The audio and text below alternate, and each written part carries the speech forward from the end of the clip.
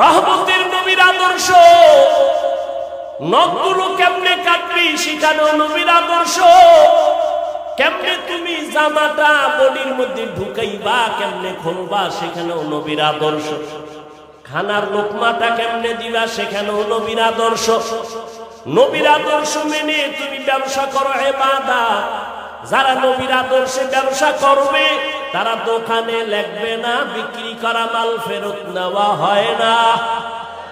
বরং যারা নবীর আদর্শে ব্যবসা করবে তারা লাগবে অবশ্যই বিক্রি করা মাল ফেরত নেওয়া হয়। মদিনার নবী বলেন, ও দোকানওয়ালা, যদি কারো টাকা ফেরত দিয়া দাও, মাল রেখে দাও, আল্লাহর নবী বলেন ওই মাল দান করার সওয়াব আল্লাহ দান করবে। قال النبي صلى الله عليه وآله وسلم التاجر الصدوق الأمين مع النبيين والصديقين والشهداء। রহমতের নবী বলেন, সততার সাথে সত্য কথা বলে কাস্টমারের ধোঁকা দিবা না, দুই নাম্বারি করবা না, সত্য কথা বলবা, মিথ্যার উপরে কসম খাইবা না। যদিও দেখো তোমার কাস্টমার কম, কিন্তু যারে পাবি সে আর ছুটবে না, বলবে 1 টাকা বেশি নিল, লোকটা হাসা কথা কয়, মিছা কয় না, বরকত বেশি চলে আসবে।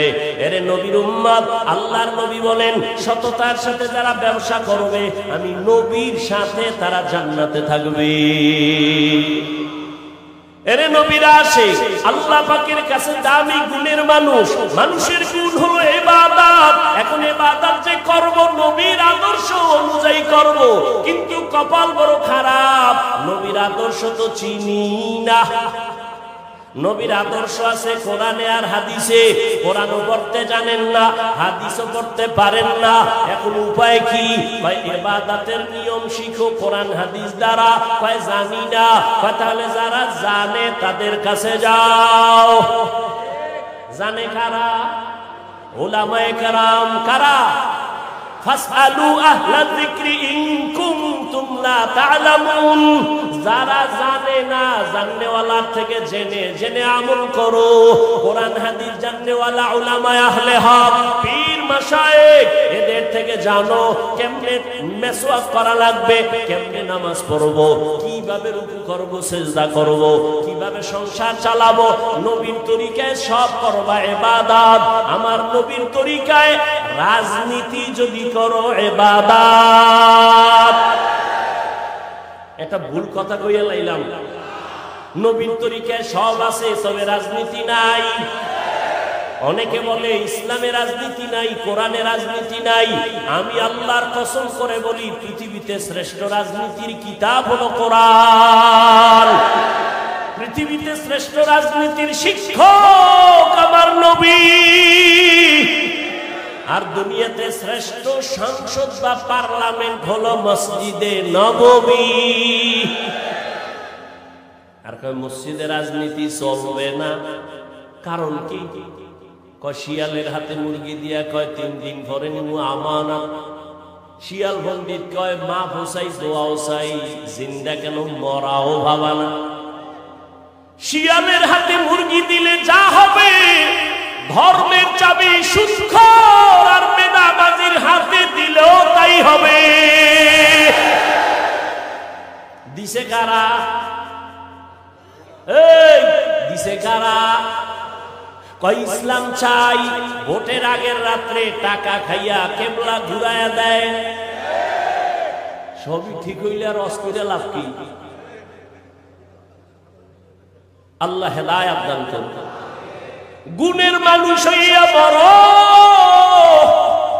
মাওলানা হওয়া সহজ, বক্তা হওয়া সহজ, পীর হওয়া সহজ, ডাক্তার হওয়া, ডক্টর হওয়া সহজ, কিন্তু আল্লাহর জাতের কসম গুণের মানুষ হওয়া বড় কঠিন।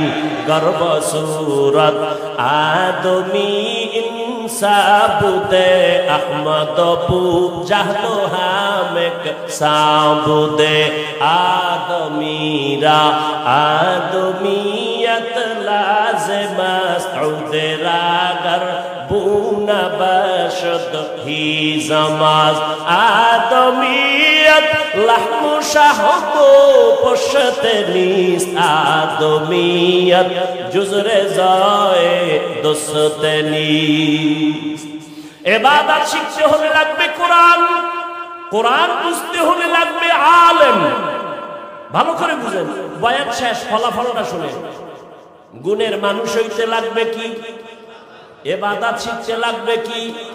কোরআন হাদিস বুঝতে লাগবে কি? ফলাফল কি দাঁড়াইলো? যারা আলেমের কাছে যাবে না তারা ইবাদত শিখবে না, যারা ইবাদত শিখবে না তারা গুণের মানুষ হবে না, যারা গুণের মানুষ হবে না তারা বিনা হিসাবে জান্নাতি।